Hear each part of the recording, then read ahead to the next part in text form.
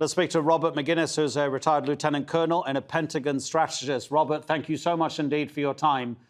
I mean, those pictures in the house, as well as the details of there being 2 hours of fierce resistance, do they indicate that this was a very difficult operation for the special forces? Well, 2 hours is a bit long for a firefight, but given the fact that it was totally dark, and obviously people were not collaborating, and we didn't want to kill the innocent people in the area.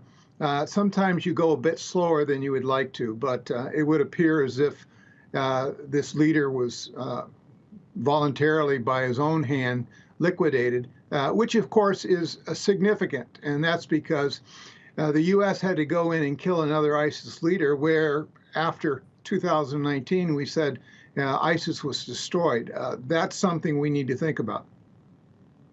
Do you think it is resurgent? I mean, we were speaking to someone a couple of hours ago who mentioned that prison break, the attack by Daesh at that prison where there were terrorists being held. And he was saying, look, that could be an indication that actually there is some sort of resurgence amongst the group. No doubt it is a resilient group, and I think we need to keep that in mind. Anytime in a region you have an ungoverned space, it's going to be filled with bad guys, and that's precisely what evidently has happened here. We need to hold accountable the Syrian and Iraqi governments, where ISIS has been very active over the last couple of months. Here recently in Iraq, there were 10 soldiers that were killed by ISIS. A policeman was beheaded.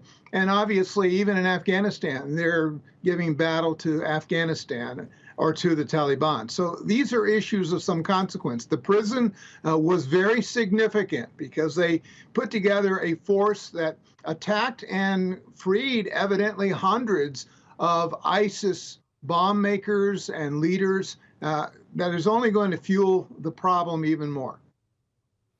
What does the timeline of Qurashi's appointment as the head of Daesh in 2019 to now his death at the start of 2022 tell you in terms of how the Americans especially might have been gathering information about where he was living, how to possibly attack him? I mean, should this have happened sooner, I suppose I'm asking?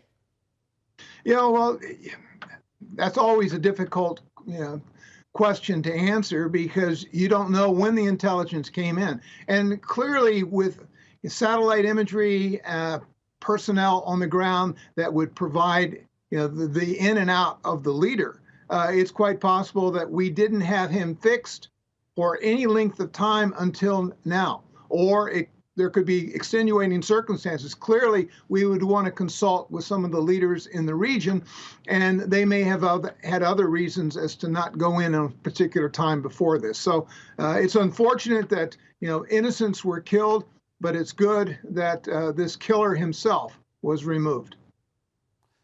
Robert, do you think this is the future method of American engagement with terrorist groups? In other words, what is the phrase? Is it over-the-horizon capacity? In other words, drones and quick-fire raids like this one?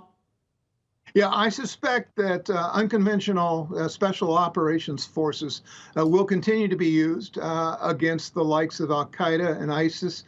We've seen some issues like this in the Sahel. Clearly, if we have opportunities elsewhere, I suspect if, with the commander-in-chief's okay, we'll go in and take them out as well. Robert, really appreciate the analysis. Thank you very much indeed. Robert Maginnis speaking to us from Virginia. Thank you.